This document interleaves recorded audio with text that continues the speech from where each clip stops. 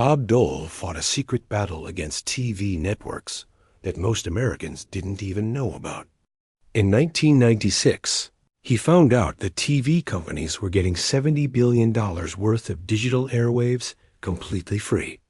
He said it was the biggest theft by corporations in history, but when he tried to stop it, powerful media bosses threatened to ruin his presidential campaign. They spent millions of dollars to shut him up. What happened after that changed how we watch TV forever. The shocking truth about Dole's hidden fight shows why your cable bill is so expensive today. Bob Dole was born on July 22, 1923, in a small house at 1035 North Maple Street in Russell, Kansas. His dad, Doran, ran a creamery, and his mom, Bina, took care of the family. Times were really tough from the start. Oil had just been discovered in the area that year, and rough men came flooding into town. By 1930, during the Great Depression, they were renting out rooms in their house for just $2 a week to oil workers. Just to stay alive, Bob grew up watching fights happen on the street and learned early how tough the world could be. Between 1931 and 1939, the Dust Bowl turned Kansas into a choking wasteland. His family had to cover their windows with wet sheets to keep the dust out. In 1935, one huge storm dropped 12 inches of dust over the whole town. Crops died, wheat prices fell to 25 cents per bushel, and Bob's dad almost lost his business. Bob was only 8 years old when he started mowing lawns for 25 cents to help out. At age 10 in 1933, Bob got a job delivering newspapers for 5 cents each. He milked cows before sunrise for $1 a day and sold candy bars for a 2-cent profit. He even washed cars for 50 cents. Meals were so bad that mustard sandwiches, more mustard than anything else, were normal. But the most shocking part of his childhood happened when he was 11. In 1934, Bob stole a neighbor's bicycle. He rode it all around town before guilt crushed him. He admitted it in his 1988 book, calling it his biggest regret. That same year, he got a job mixing sodas at Dawson's drugstore for 10 cents. In 1937, he and his brother sold ointment door to door and made $5 a week. That old bicycle moment stuck with him, and Bob later said it helped shape his sense of honesty in politics. By 1941, he had saved $300 and finished high school. Life at home was strict. His mom, Bina, washed his mouth with soap in 1932 when he cursed after a bike accident. She did it again and again that year, trying to calm his temper. If Bob skipped chores, she fined him 10 cents from his 25-cent allowance. In 1935, when he skipped church, she made him scrub the entire basement floor by hand. She also worked selling sewing machines door to door for $20 a week. Bob often went with her and learned how to talk to people and close sales. Her motto was simple: be a doer, not a complainer. He never forgot it. In 1988, during a vice presidential debate, he used that same blunt attitude. Her discipline shaped everything. Even after Bob became famous, he visited her every week until she died in 1983 at age 79. By high school, Bob had become a strong athlete. From 1937 to 1941, he led the basketball team, scoring 15 points per game. He caught 10 touchdowns playing football in 1940 and ran the 440-yard dash in 52 seconds on the track team. He was 6 feet 2 inches and weighed 190 pounds. In 1941, University of Kansas coach Phog Allen offered him a $500 BASKE TBALL scholarship, but in 1943, Bob turned down a pro basketball deal from the Phillips 66 Ers that paid $1,200 a year. He chose to join the Army instead on June 3, 1943. That one choice changed everything. Bob had already joined the Army Reserve in June 1942 while at the University of Kansas. In December 1943, he was called to duty and trained with the 10th Mountain Division that by February 1945, he was a second lieutenant headed to Italy. On April 12, 1945, his unit was attacking the Apennine Mountains. The very next day, Bob was hit in the leg by a grenade, but kept going. On April 14th, he led a charge up Hill 913. The top was 3,000 feet high and filled with German bunkers.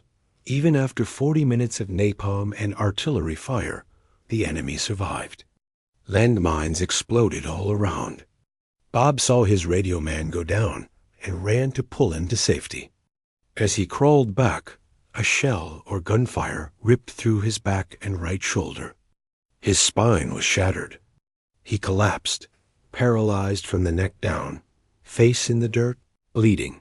Medics marked an M on his forehead in blood so he wouldn't be given morphine twice.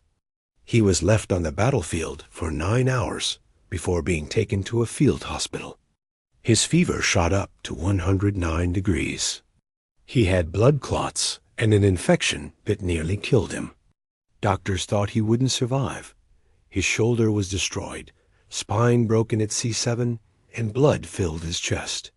They almost cut off his right arm. On April 20th, they removed the dead tissue. He was given experimental streptomycin, one of the first uses in humans. It helped, but it damaged his kidneys.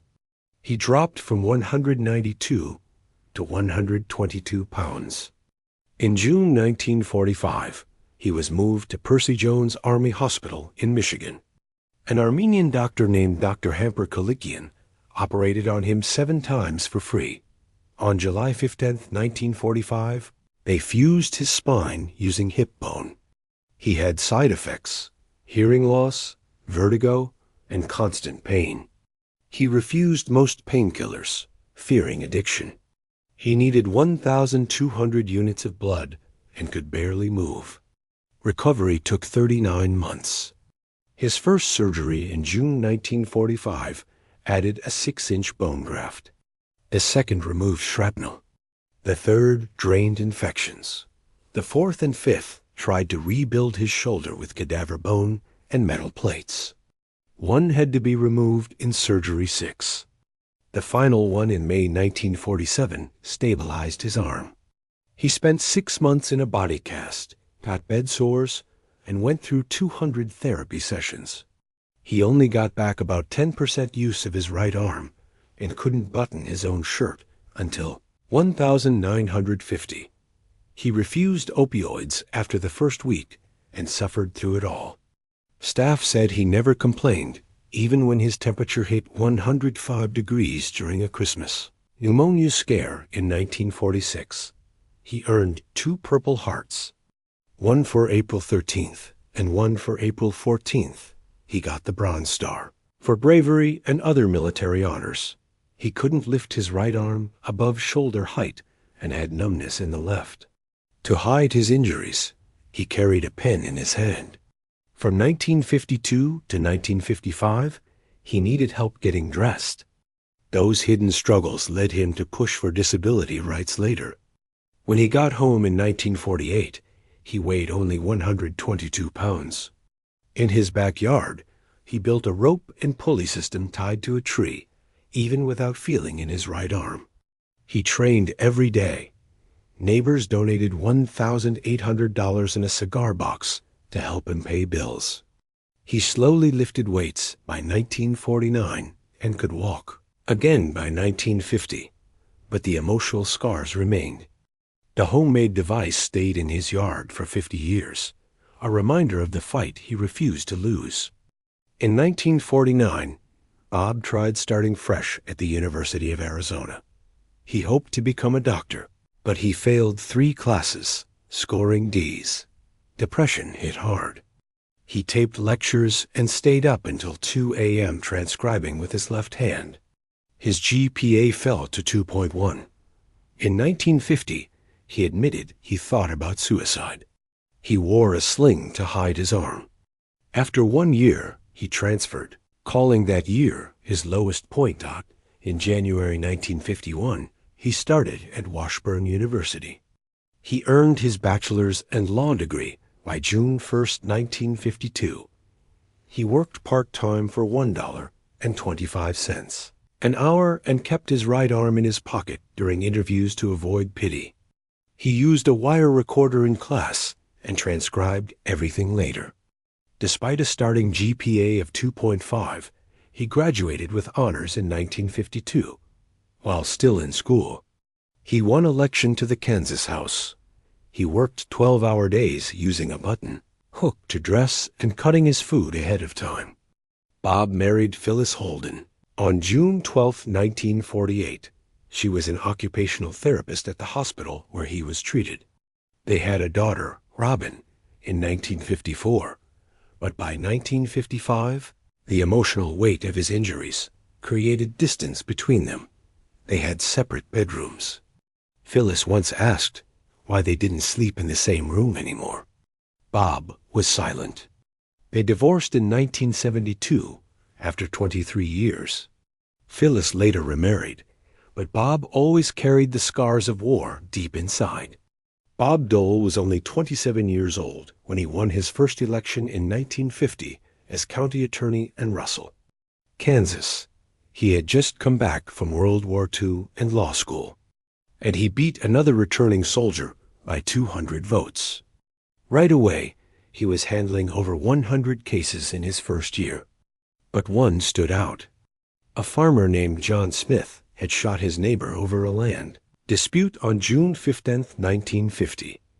Dole took the case seriously, even though he got death threats through letters and phone calls.